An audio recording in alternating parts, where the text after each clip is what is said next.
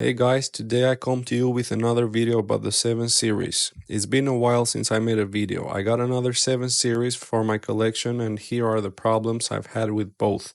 Most of these problems show up like clockwork right around 100,000 miles. I got the white 740i in 2023 and the black one in 2024. One is production year 2017 while the other one 2016. During my 2 years of ownership, I've had several issues with the cars, some cheap to fix and some very expensive. Without wasting any time, let's take a look at some of the issues I've had with both cars and how much I paid to fix them. Number 1. Coolant expansion tank, replaced on both. On the white, I got the leak at the bottom of the reservoir, on the black at the top. The mechanic told me that the fluid finds the weakest part of the reservoir and cracks it, so brand new reservoirs for both cars. Cost for a reservoir was $152. I also like to replace the cap when I do this service, and this will add about $23 to the order. When you change this, you will lose some coolant, so make sure you know which one your car is currently using, blue or green. If your car is using green, make sure you fill it with green. If it's using blue, fill it with blue. I never like to mix them. You can buy the coolant directly from your BMW dealership and make sure to dilute it 50-50 with distilled water. Total part cost per car is $200. The labor will vary by location, but this is also easy to do it yourself. Note that all the parts I've got are BMW genuine parts. Number 2. Water pump. Failed on both cars. Fortunately, these are not electric like the one on the F10 535i, which is 5 times more expensive. The coolant leak will start small until you park it and the next morning you have lost half a gallon or about 2 liters of coolant. Both pumps started leaking at this hole. You can order the pump only or the whole assembly for $70 more. On both occasions, I've only ordered the pump and never had any issues. Just make sure it comes with a gasket. You don't want to reuse the old one. After you change the pump, you have to do a coolant flush. Again, make sure to use the same coolant that is in the car. I do the flush 2 times with distilled water only, then add the mix at the end. To remove most of the fluid, you have to disconnect the hose underneath the car where the small radiator is. This task is more difficult to do it yourself, but is doable. Cost per car is about $170. Number 3. A lot of coolant lines, replaced on both. Coolant leaks have been a nightmare on both cars. It's always a cracked hose leaking. I replaced some of them only to smell coolant a couple of weeks later. Some are very easy to replace, some are not. Here is a diagram of the hoses that BMW uses. The first one that broke was the overflow hose, which is connected to the expansion tank. This is number 2 on the diagram. When I was replacing the reservoir, this crumbled on 3 different places. Online, this was about $50, but I couldn't wait and had to pay $110 at the dealership. The other ones I had to replace were numbers 5, 12, and 23, which cost about $90 each. Here are the part numbers for my cars. The latest one I had to replace was the one that goes behind the engine and connects to the turbocharger, as you can see in this diagram, number 3. This hose costs about $90, but to replace this you need to remove the intake manifold, leave the car, and remove the catalytic converter, so you have space to work. In total, I have spent about $450 parts only.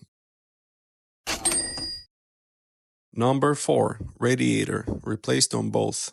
After replacing the reservoir, water pump, and hoses, the radiator started to leak. The crack again was on the plastic parts on the side of the radiator. Paid about $600 for the part and $30 for the coolant. You will have to refill again since most of the coolant will leak, so the total part cost was about $630. Number 5. This was the most expensive repair, which was the evaporator. This one I had to do it at the dealership. To replace the evaporator, the whole dashboard needs to be removed, so I couldn't do it myself. This was done only on the white 740, but I researched online and a lot of people had these problems, even on the M550s. This set me back about $3,200, which I was not happy. When you replace the evaporator, you'll have to fill the AC again. One thing you should know, the black 740 uses the R134A refrigerant, which is easy to find, while the white uses the R1234YF, which is more expensive and not easy to find based on your location. Number 6. The driver side and rear passenger side air struts, replaced on both cars. Fortunately, I found a good mechanic that fixes this instead of replacing the whole unit. For both the rear and the front struts, it cost me $400 each.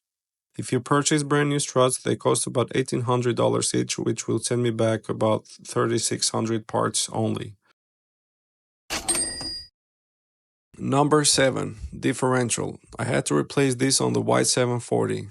Fortunately, I found a used one with low mileage for about $800. A brand new one will cost you about $2,900. These are the types of services that you wish you had warranty. If you had to change it, I would suggest finding one on eBay like me. You'll never go through 4 of these to match the brand new price. Number 8. The dashboard leather. This is a problem with all the 7 Series, especially in Florida where the sun hits the car every day. The glue will dry up, the leather will lose its softness, and it will peel from the dash. This might look cheap to replace, but it's not. The whole dash needs to be removed and replace the leather. This cost me about $700, but depending where you are, it may cost you more than $1,500.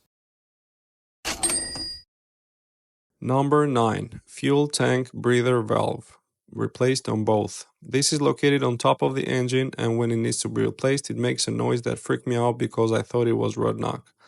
Not sure why these go bad. The part will cost about $110 and you can easily replace it in 5 minutes. Number 10. Soft close for the driver's side. Failed on both cars. The other 3 doors work perfectly, but I guess this is the door that gets used the most, so it failed. I haven't fixed this one yet. Number 11. Air flap control. This controller opens and closes the grills. It went bad on the white 740 and threw a check engine light. Had to pay about $70 for the part.